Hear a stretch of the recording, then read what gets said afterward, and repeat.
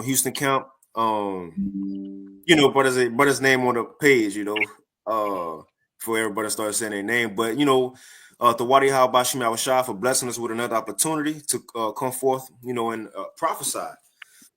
Prophesy, teach, whatever it may be. But most importantly, bring forth edification, and Lord willing, and do be edifying. But there's a couple of brothers we just want to, as I say, open forum. We don't have a set topic, so we're just gonna roll with the spirit, which is a lot going on in these times. Like Ephesians the 5th chapter say, to be circumspect because the days are evil. But before we hop into it, brothers, anybody whoever got something, the floor is yours. I got something. Okay. There's a precept to start off with, I guess. Okay. He said that the Lord brought us together to prophesy. This is Amos 3:8. Well, I started 7. It says, surely Yahweh power will do nothing, but he revealeth his secret unto his servants the prophets. The lion had roared, who would not fear? Yahweh power had spoken, who can but prophesy? All right, so we have been given, the revelation, of the scriptures, the mysteries, secrets, right? The things that, will shortly come to pass. And the Lord is showing signs in the earth that these things are about to happen. So it says, who can but prophesy? So as being, the hopeful men of the Lord, as being, those prophets, that should, spark your spirit to speak about those things, because this is what, we were basically put here to do. Okay. That fire is supposed to be burning in you to prophesy. All right. And even the scriptures even speak about covenant, to prophesy. All right, that's the greatest thing, one can do. Right. Mm-hmm. You got it. Got one real quick. Yeah, brothers, hear me? You got it. Yeah, Khan, this is Matthew 5 and verse 15. It says, neither do men light a candle and put it under a bushel, but on a candlestick, and it give a light unto all that are in the house. Hey, going into the what the brother was saying, like, if you have this information, you have understanding, you're supposed to be letting your light shine, man. So, the other first and foremost, because again, that's our job as a prophet, is to warn the people so they have an understanding of what's going on. You see, that's why the Most High have set up men to give that understanding. He have opened their minds up to where they can have the understanding, so they can give the people the warning and the understanding. Mm-hmm. You see, that's like a prophet is ordained to be a prophet. A basketball player is ordained to be a basketball player. That's how the Most High set it up. You see, so if you have been given that light, that understanding, hey, you like it says in Ezekiel, getting that blood off your hands. Mm-hmm. You see, but you got it. Kind of got a real quick one. 1 Corinthians 9 and 16. It says, for though I preach the gospel, I have nothing to glory of. And that's the importance of what we're doing, because people may think we bugged out because the Lord have us so diligent, consistent. Brothers be out there as rain, sleet, cold, hot, pushing the word. But what people don't get is that we ain't just trying to tell you to warn you for the hopes of that you save your life by believing. But the thing is, now that the Lord have entrusted us and let us into his secrets, we'll have a greater punishment if we don't tell you, if we don't be diligent about these things, man. That's why I say right here, 1 Corinthians 9 and 16, for though I preach the gospel, I have nothing to glory of, for necessity is laid upon me. Yeah, woe is unto me if I preach not the gospel. So it's necessary that we have to do this. Again, look what Yahweh Shai did to give us this truth back. So it's the least we can do by going out and push the word, doing lessons on YouTube, prophesying, so on and so forth. But that was it on that. I had another one. Shit, brothers, don't be shy. This is Luke 12 and 47. And that servant which knew his Lord's will and prepared not himself, neither did according to his will, shall be beaten with many stripes. But he that knew not and did commit things worthy of stripes shall be beaten with few stripes. So just like you had spoke on, hey, we know what's going on. All right, so we supposed to be out here, warning, like the brother said, getting the blood off our hands, speaking unto the people, all right, which unto our people, right, which are the Negroes, Latinos, and Native Americans, right, which are the true Israelites, according to the Bible, right, and according to prophecy. So we're supposed to be warning them, all right, whether they hear or whether they forbear, as Ezekiel said, right, of the things to come, all right. And this is an important thing to do. And if we don't do that, all right, then it's going to be a greater judgment upon us. All right. But it says, but he that knew not and did commit things worthy of stripes shall be beaten with few stripes. So for a person that don't even have this knowledge and not even, doing what the Lord requires, there's going to be it's still going to be a great judgment upon them. They still going to, suffer. Right. But the person that was supposed to, who knew and did not do, right, it's going to be worse upon him.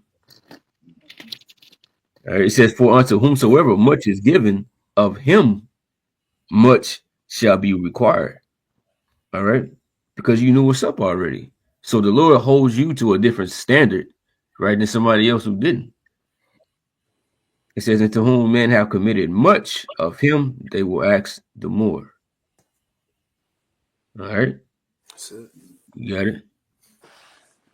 And even Yahweh Shai said that now that the word have been spoken, it should be no excuse. What that is, John 15:22, that nobody should have no excuse now, because everything have been laid out from the apostles, the elders. Even that, I was thinking about this the other day to Baba Kashak, can the brother grab that John 15? But I was thinking about this the other day to why is it that the Lord have the apostles, just especially the apostles who are constantly talk about the MOTB? Like, why is that the main topic, right?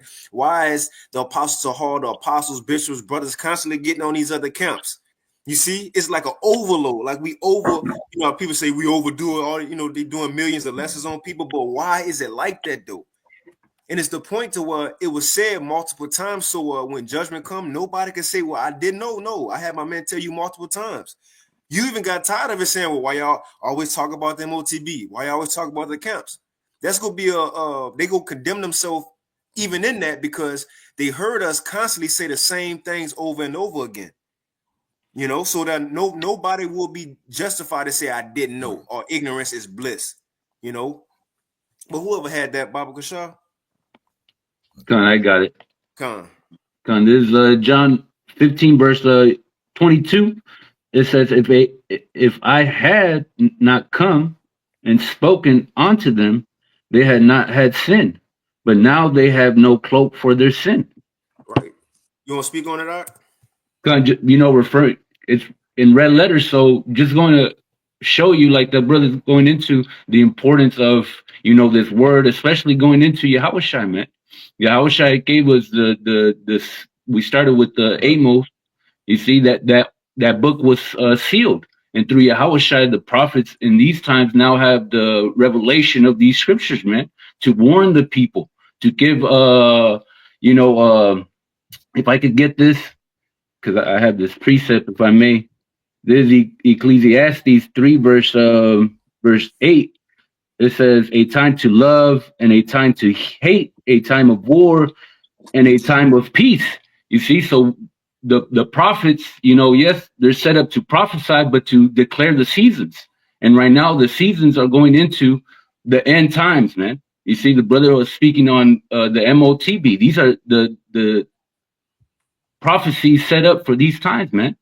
And if you don't have this knowledge, if you don't have the awareness of how to escape these things, which is through Yahushua, then you don't have no cloak for your sin, man.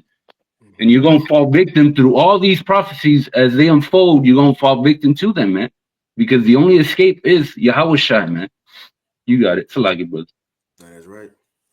I got a precept. Oh, no. I have, yeah, come. I got a precept. You want to go, bro? You got it, Lamar. All right, I grab. Okay, come back the brothers up on let's preaching the gospel, which was the prophets is called for. So I want to get this in Isaiah chapter 34 and verse 16. Seek ye out of the Lord and read. Okay, and those are going to be the prophets. Okay, those who was given this knowledge, wisdom, understanding. All right, because 2/3 of our people, they not even paying attention to what's going on. So those who seeking out the Bible, seeking out the book of the Lord and reading is the prophets. All right. They say no one of these things was like no one of these shall fail. And that's speaking of the prophecies written in the scriptures. Okay. These prophecies going to come to pass, whether these 2/3 believe it or not. They're going to come to pass. Okay. We in end time prophecy as we speak. Certain prophecies already. We in end time prophecy. You know, we hear about the MOTB. You know, the brewer up to the Jacob's trouble. All this is here now, man. We in end time prophecy, just haven't kicked out yet. All right. So one reads, no one of these things shall fail. None shall want her mate. I mean, there are no other book with these scriptures, man. With the scriptures. Right. Okay. I know the Book of the Dead is shit. No other book is it can compare to this living book, which is these scriptures, man. Okay, this is a lively book. All right. For the mouth, and it read, for my mouth, it had commanded. See, commanded for the prophets, man. Okay, but it's also commanded that, you know, these prophets are going to come to pass.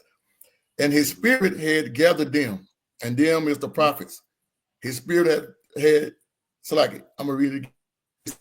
Had gathered them, and them is the prophets, man. Mm-hmm. All right, and in verse 17, and he had cast the lot for them, meaning every man, every prophet got their portion, was given their portion, a level of faith.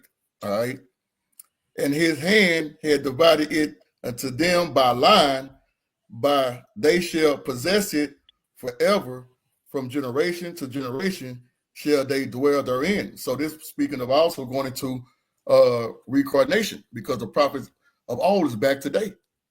Okay, to preach the gospel, man, and he's end times. So yeah, the prophets is back here, and they doing what they supposed to do, and that's preaching the gospel, man. The words of Yahweh by Shem Yahweh, man, and that's the point. Mm-hmm. I had a precept, if I may, just to what the brother had, you know, quoted with that Romans 3 verse 3. It says, "For what if some did not believe? Shall their unbelief make the faith of the Most High Yahweh by Shem Yahweh without effect?" You see, going into these prophecies, because you're going to have a lot of unbelievers, man. You see, very few believers and a lot of unbelievers. That's the 2/3 and the 1/3, man. And here in America, there's a lot of unbelievers, man.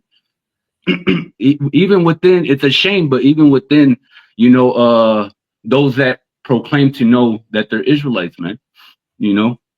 But it says, what if some did not believe? Shall their for what Salakia? For what if some did not believe? Shall their unbelief make the faith of Yahweh by Shem Yahweh without effect? So the words of the Most High, they're still going to continue regardless, man. Just because these guys don't believe, you know, just because they don't make it be known. You see, what is the truth? You see, what is the MOTB? You see, they could come up with whatever they want to say that it is, but the truth is out there, man. All right, the MOTB is, you know, the MC to the hip. All right, mm-hmm. and it's out there, man. All right, it's being used. Just look it up. You don't have to go too deep. Just look up. Go Switzerland, man. They're all into that technology, man. It says, verse 4, it says, for the Yahweh forbid. Yeah, let Yahweh be true, but every man a liar, right? And we're seeing, like the brother had said, or how the brother had brought out, this word is unfolding, man. You see? And the words of this book are being proclaimed. We're seeing these things. The Most High is showing that he ain't a liar. The rest of y'all are liars, man. It says, Yahweh be true, but every man a liar, as it is written, that thou mayest be justified in thine sayings and mayest overcome when thou art judged, right, man? Mm-hmm. You see, and the prophets are speaking the truth, man. All right, and you're gonna be judged, man. All you people, that's the will of Yahweh by Shem Yahweh in these last times. Not just these prophecies, but all these prophecies end up with you getting judged, man. If you take the MOTB, the end result is you getting judged, man. All right, you're gonna get boils. It's gonna be, you know, it's not just gonna be you die. You get the MOTB, you die. Just no, you're gonna get boils. You're gonna go through that suffering, and then you're gonna take part of that second death, which is by fire, man. You really got it. Yeah, it said grievous sore. Right, grievous sword. Whatever that is, which is a cancer, whatever it may be. The water, brother. I had a quick one. You got it, bro. Oh, hey, just going back into the point we made earlier about not having a cloak. Hey, because again, hey, the truth is out here now, so it really ain't no cloak or no excuse when that time come. Because hey, like the brother going into with the C hip, because that ultimately is gonna come. You know, you're not gonna have an excuse because you have been warned, you have been told. But this is Isaiah 16 verse 1. It says, "Arise, shine, for thy light is come, and the glory of the Lord Yahweh Yahushua is risen upon thee." Okay, going into the light being Yahushua ultimately, but it's the truth. The spirit of truth is out there. See, like it tells you in Isaiah 30 and verse 20 and 21. The Most High have set up men that's giving you 100% of the understanding. Yeah, you got these false teachers out here, false leaders, okay? But the Most High is also exposing them to let you see clearly who he's dealing with. You see? And if you have the spirit, if you're of the elect, you'll see that hey, these are false teachers. Hey, something is off. Okay, these men are telling us the right. You know, of course, you're speaking of GMS, the apostles and the elders on down, is giving you 100% truth. Okay, they're giving you that light to walk in this dark place. You see, you brothers got it. Kind of got a quick one to back up you and y'all now. Just going into how the truth is out. Because again, it was never said or prophesied that Esau was going to deceive the world forever. Like in Revelation 20, it was only for a period of time. And we at that period of time to where it's over with. You know, and according to prophecy, as the Lord was going to begin to strip Esau wisdom away and his world wisdom away, he was going to start to send down the Holy Spirit to give true wisdom down to the believers. And that's what we at now. And that's why, as a threat to Esau in Revelation 12, he got to come with great wrath because this word, the prophets being out, his secrets being spoken. Right. And the point is, it can't stop. And I heard the apostle, was it the apostle Aramlab or the apostle Tahar? They said that this truth is like a buoy. You know how, you know, in the ocean, you have those buoys and you could push it down as far as you can, or like a bouncy ball down as far as you can in the water. But eventually it's going to what? It's going to come back up. It's going to shoot back up. And the thing is, the further you push it down, okay, kind of the water, Apostle Hall. And the further you push it down, guess what? The further you push it down, when it come up, it's going to come back up with more force. Right. And so all these years, Esau held back the truth, hid the truth, spent money and did all this. But now that the Lord have finally sent down the Holy Spirit, man, it's flooding the earth. And it can't be stopped. I'll get this real quick. The 2 Ezra 6 and verse 27. It says, "For evil shall be quenched. As for faith, it shall flourish, and corruption shall be overcome, and the truth, which have been so long without fruit, shall be declared," man. And that's what we see now. The Lord sent the prophets down for the last incarnation. This the last. When prophets ain't gonna prophesy for at all ever again after this kingdom. They gonna be judges after that. Right. This the last time they gotta actively go out and prophesy, teach, be in the elements, on the highways and hedges, being scoffed at. This the last go round of that, man. You see? But that's pretty much it. Oh, like it says, Sirach 36, how the Lord was going to send down his prophets, which have been since the world began in the last times. All right, something. Come. You spoke about Esau Edom holding his truth back, or trying to. All right. And there's nothing that you can do against this truth. This is Revelation 6 and 6. "And I heard a voice in the midst of the four beasts say, a measure of wheat for a penny, and 3 measures of barley for a penny." Right, that's going into hyperinflation. "And see, thou hurt not the oil and the wine." Right, talking about this truth, right? Because this truth, right, is well, wine in the scriptures is, you know, it goes into philosophy and, you know, this and that, but it's also symbolic for the truth as well, right? And the oil, right, which says, "See, thou hurt not the oil and the wine," because it was not going to be anything that could be done to stop this truth from coming out and reaching the ears of the elect. These things, you know, were going to happen and were destined to happen by Yahweh Bashem Yahushua. Right. So that's why you see the things happening, right, that you see before you. You see men rising up all over the planet Earth, right, because of prophecy. And no matter what Esau Edom has tried to do, you know, all the atrocities that he's committed, right, he didn't stop this from happening. He can't stop it. Right. Another one real quick, Matthew 16 and 18, it says, and I say unto thee that thou art Peter, and upon this rock I will build my church, and the gates of hell shall not prevail against it. Right. So this is Yahweh Shai speaking to the head, disciple at the time, right? Peter. Right. It says, and upon this rock I will build my church, right? And he wasn't telling him he was gonna build, an actual physical building, right? Because that's Peter name means rock. So he was telling with him, right, that he was gonna, build up, he was gonna be the leader of the man that was gonna bring out this truth. All right, but all of that leads onto the day as well, right, with the apostles, that we have today. Right, but it says, "In the gates of hell shall not prevail against it." Right, speaking about Esau, Edom, right, basically the devil, right, in physical form. You weren't gonna be able to do anything against this. Y'all bros got it. That made me think about Salaki, you got it, but Shamala, that made me think about, how in Daniel the 2nd chapter, how it says, in the days of these kings, so the Most High set up a kingdom, which that's talking about now in the feeding of toes, and ultimately before the physical kingdom be set up, it's the prophets pushing the word and us coming back, as what elect coming back to the Lord. Lord willing, we're a part of that. But it says, in the days of these kings shall the Most High set up a kingdom which shall never be destroyed. The point is, if the Lord set up his kingdom now, which is it being in us, like Yahweh Shai said, the thing is, that shows in itself the truth can't be stopped. Because if we are people before a place and we are the kingdom as a people, then that shows nobody can do nothing to it. Nobody can stop this word. It's set in stone. It have to happen, man.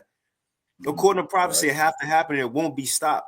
And that's why Esau is blowing his mind. All this time he put in. Remember how the apostles gave the account of the dude, the Edomite, pulled up in the limousine at camp and was like, man, how y'all found out about this? We put a lot of money into keeping this hidden from y'all. Right. But you got it on. Nah, and the beautiful what you was just explaining, I got this precept to back you up because this word. So I want to start in Isaiah chapter 55 and verse 11. When I go up, I'd start at verse 10. No, I started at verse 9. As for as the heavens are higher than the earth, so are my ways higher than your ways, and my thoughts than your thoughts. For as the rain cometh down, and the snow from heaven, and returneth not hither, but water the earth, and make it bring forth and bud, that it may give seed to the sower and bread to the eater. Now here's the point. So shall my word be that goeth forth out of my mouth. All right, and in each time, mouthpiece of the Heavenly Father. Okay, we prophesy now and live right now. And then we go on the highways and byways. So we the mouthpiece of Yahweh Bashim Yahushua. Okay, but these is his words, though. These is his words. So it reads, so shall my word be that goeth forth out of my mouth. Here's the point. It shall not return unto me void. Meaning what? Whatever he said, according to the prophecies, is going to come to pass, regardless if these unbelievers believe it or not. Right. And it reads, it shall not return to me void, but it shall accomplish that which I please. It's gonna come to pass. And it shall prosper in the things whereunto I sent it, man. So yeah, man. Hey, this prophecy, hey, these unbelievers, these Israelites, and Esau too, because Esau scrambling too. Hey, but it seems like Esau more when he go with the elites, they understand. But with our 2/3 people, they don't get it. But Esau got scholars and all that, and they don't believe, but they know it's true. So yeah, we ain't got that long, man. I got one to back you up. Come on. This is Isaiah chapter 46 and verse 9. It says, remember the former things of old, for I am the Most High, and there is none else. I am the Most High, and there is none like me, declaring the end from the beginning, and from ancient times the things that are not yet done, saying, my counsel shall stand, and I will do all my pleasure. So the Lord has, Yahweh Bashim Yahushua has declared these things that are going to come forth on the earth from the beginning. It's just up to the prophets to interpret what's going on and let the people know, because the Lord declared it from the beginning, and that's what we're out here doing now, declaring the Lord's words and telling his people, hey, it's almost a wrap. It's almost over. You need to get right because the Lord is coming back. And like the brother said, it's going to happen. You don't have to believe it. You don't have to believe it. It's going to happen. I got one. Yeah, we're not out here convincing. Okay, go ahead, brother. No, you got it, brother. No, go ahead. Yes, even on your point though, that's it. That we're not out here trying to convince 2/3 of our people, because we already understand that they're not going to get it at the end of the day. This is why we preach to the elect. Okay, that's going to take heed to the message, because they are the ones that's going to take heed. That's going to be able to see the benefit of what we're saying and what we're doing. You see, but this is St. John 3 and verse 19. It says, "And this is the condemnation, that light is coming to the world, and men love darkness rather than light, because their deeds were evil." You see, 2/3 of our people, they want to continue to be in a nigger state, a nigger mentality. Okay, a 2/3 mentality. They want to stay like that. They don't want to change. Okay, they look at us like, okay, we tell them like we going to the dietary law. Man, I've been eating this all my life, but hey, well, the laws tell us not to do it. They rather continue to eat just cause. You see, because they're set for destruction at the end of the day. And having that understanding, hey man, hey, like the scripture speaks of in Revelation 20:11, let the wicked be wicked still. That's why when we preach to the elect, because the elect is the ones that's gonna take heed. You brothers got it. Hey, I gotta say something like, well, my grandmother or my grandfather ate pork till she was 100 years old. Right. 100 years old, so I'm gonna do it too. And that made me think of Ecclesiastes 8 and 11. And that's what our people, that's in their spirit, because a sentence against an evil work is not executed speedily. It's fully set in them to do evil. So they think, well, I've been eating pork, I've been eating crawfish, crab, lobster, and I'm still good. But the thing is, that's the same shit that happened to Eve, in the garden. When a serpent said, which, that wicked spirit said, thou shalt not surely die. They was thinking as soon as we do wickedness, that's it. We gonna die on spot. Right. Once they seen they could do a little something, and they looking around like, oh, ain't shit happen? Ain't nothing happened. Oh, we doing it again. And again and again. So the thing is, see, our people got that same mindset. Just because you don't die right then and there, just because you don't get judged right then and there, they may not see what the Lord got planned for them, or what he holding a greater judgment for them, man. And that's what we understand. Even the thing with the pork, of course, you might not as soon as you eat it. Well, nowadays people eating shit and just dying. Like a woman had to get her limbs cut off. But people don't see the gradualism of you killing your own self by eating this stuff. Yeah. But y'all got it. That was, they can say, oh, if they've been eating this and nothing been happening to them, they still good. But they could be suffering many other things outside of just just bodily things. The Lord can just be bringing all type of judgment on them. Right. If you a spiritual person could see that. All right, but what it says, the evil people understand not judgment, not time of Jesus, something like that. Right. All right, so it ain't got to be a physical disease. Oh yeah, I've been eating it and it's good and this and that and that.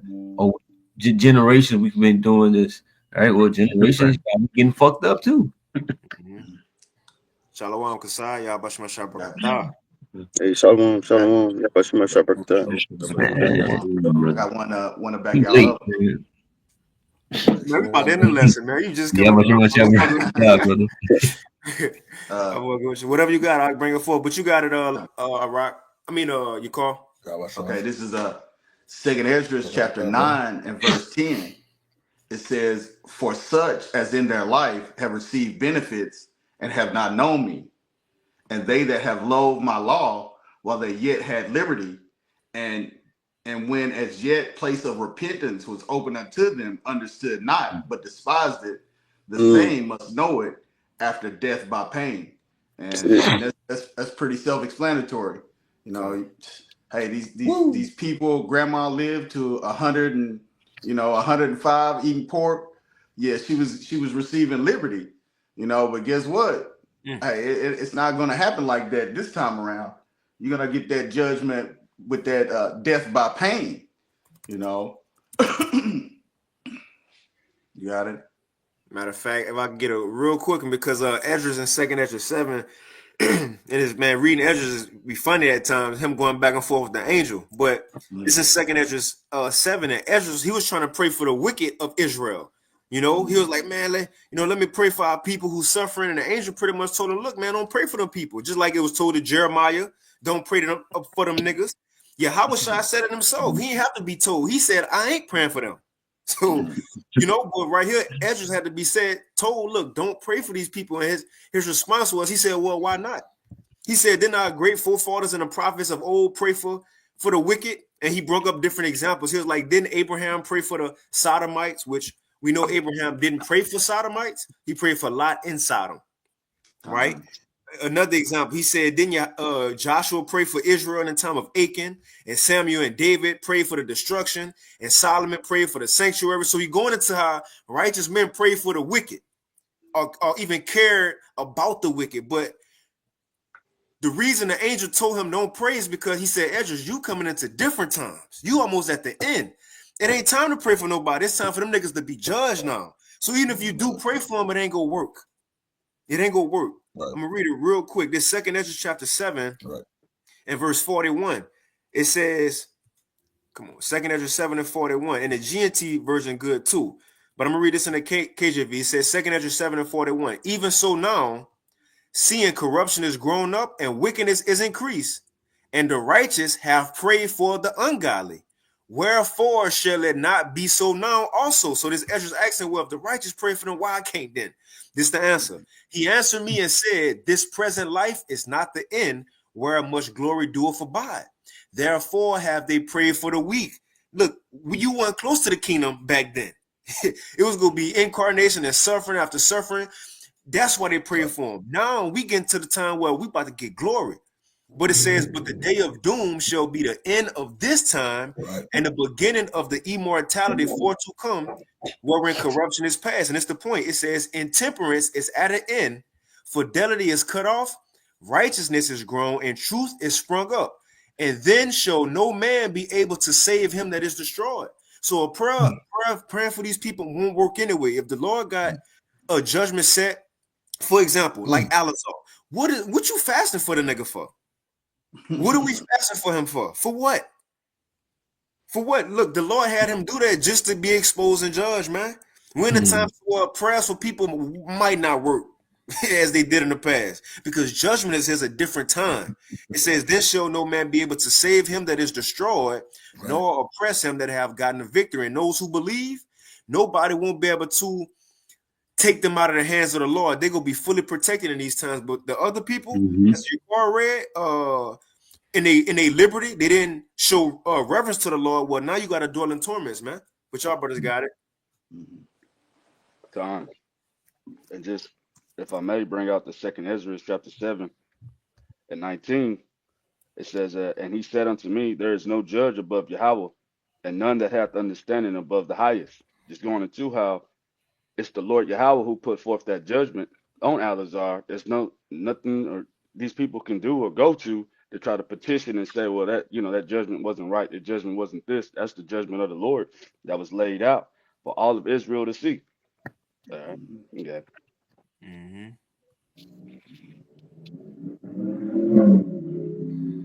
But is there anything else? No. But can I read this in the GNT, Baba Kasha? All right, go ahead. That's pretty much 2nd Esdras 7 and 113 in the GNT. It says, but the judgment day will be the end of this present age and the beginning of the future age. Then all corruption will end. Self-indulgence and disloyalty will be eliminated. Righteousness and truth will reach their full maturity. So on judgment day, no one will be able to have mercy on those who have been condemned. And no one will be able to harm those who have been acquitted, man. That's it. Man, speak on that. No, I mean, shit, hey, like Carl like to say it's self-explanatory. Well, hey, it's self-explanatory. Hey, You know, but no, that's it. When the time to Right, the right. righteous is gonna be spared, and nobody can stop the elect from being elect. And then the wicked about to get judged. Nobody can stop them or take them out of the judgment of the Lord, man.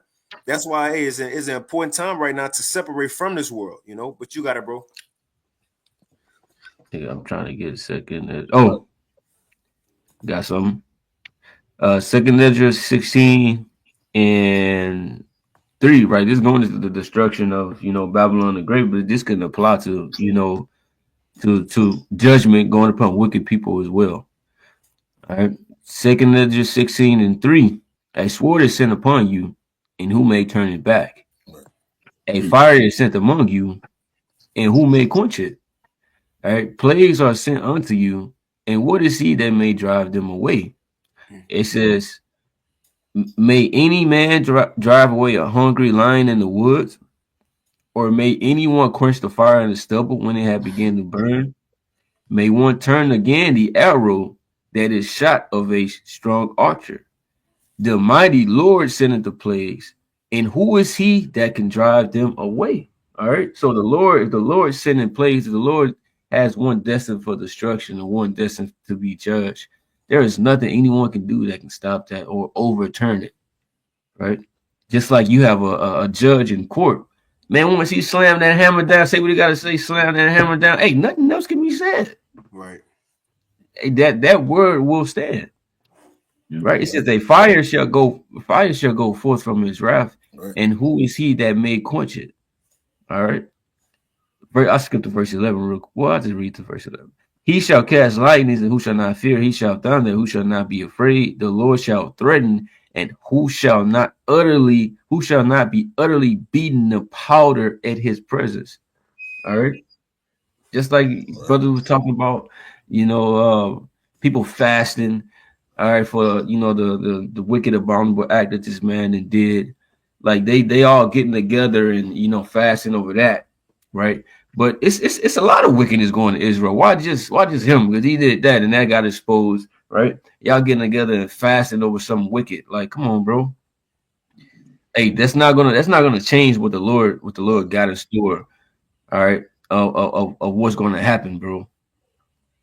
All right, go ahead, y'all got it.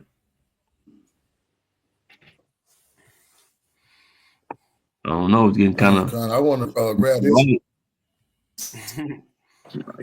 You got it out. Ezekiel chapter 33. We were speaking on how the prophets, like we out here giving that blowing that trumpet. And that's part of the prophet's duty is to warn the people, and that's whether they hear or forbear. And because we started out going into the prophets and we prophesying and our people not taking heed in it. So I want to get this in Ezekiel chapter 33 and verse 7.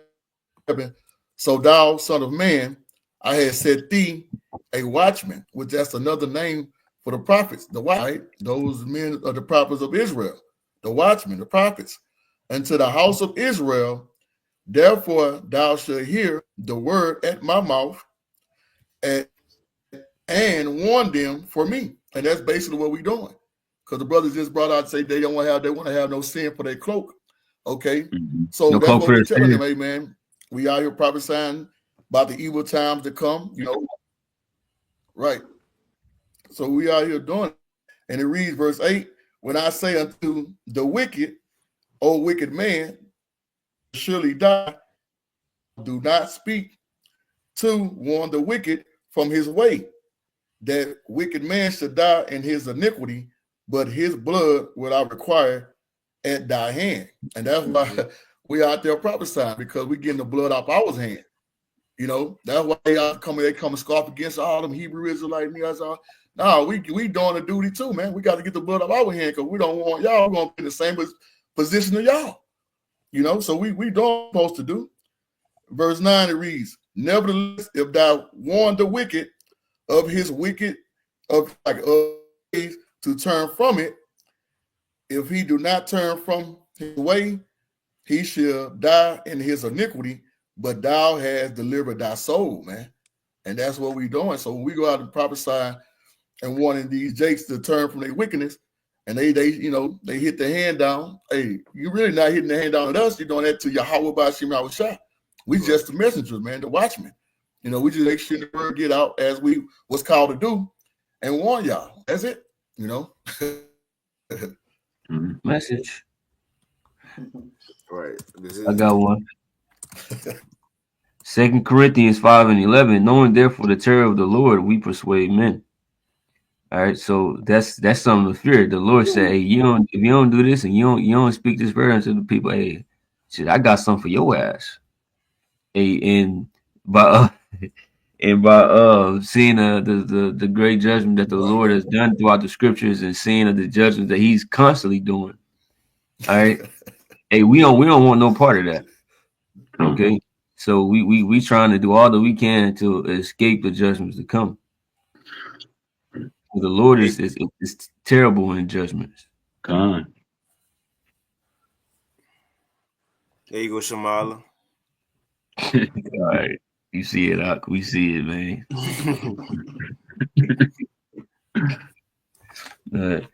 Brother has something? Kind of not. We take us out. I know brothers had some in the comment, but I'll get this real quick. The brother spiritual all keep on putting some good precepts. Zephaniah 3:5, it says, "The just Lord Yahweh, Bashim Yahushai, is in the midst thereof. He will not do iniquity. Every morning doeth he bring his judgment to light. He faileth not, but the unjust knoweth no shame." And we read that Zephaniah, ultimately it was going into how the Lord, day in and day out, amongst the nation of Israel, he bring judgment.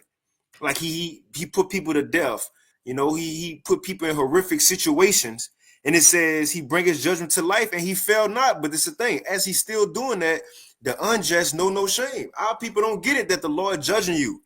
They can continue in it. They don't see that as a judgment or consequences from a higher power of their actions. So they continue doing what they was doing. And that's why your Korban precept was perfect. That in the time you had liberty, you didn't show the law no reverence, man. Right. Even when the law was judging, you still ain't consider your ways. You didn't have that conviction to change. But now, since you didn't have that conviction, now you're gonna have to be condemned. But that was it on that. But shit, if brothers ain't got nothing else, Shamala, you could take us out, bro. No, you got it. You take it out. But shit, bros, got anything else? Well, I got one. No, go ahead, brother. Read it out. Hold on. Brothers is holding on the precepts. Oh, man. Nah, just real quick. Just going into that through the terror of the Lord, we persuade men. This is that 1 Timothy 5:20. It says, "Them that sin rebuke before all," and also what point that Lamad was making, getting the blood off our hands. But them that sin rebuke before all, that others also may fear. So the elect of the house of Israel, when they see this rebuke, this correction, all these things going out, it's going to put them back on that right track and put them in the mindset that, man, I need to be watching what I'm doing, being circumspect, walking uprightly. And man, that's mercy of the Heavenly Father, because it's a constantly reminder that, man, hey, we got a certain rule set or mindset to be operating in, that's different from the world and everything. So it's mercy and it's love also with that rebuke and that correction that goes out. But through the terror of the Lord, man, we're going to continue to persuade men. You got it. That's right. What kind? If brothers ain't got nothing else, we'll go ahead and end it right there. And again, Lord willing, this lesson was edifying. We just kind of got together through the Spirit. And again, the Wadi Yahweh Bashim Yahushua for allowing us to bring forth another sacrifice. We just want to do some open form, Lord willing, we stay consistent with it. But we'll go ahead and end it right there. And once again, we want to give all praises, honor, and glory unto Yahweh.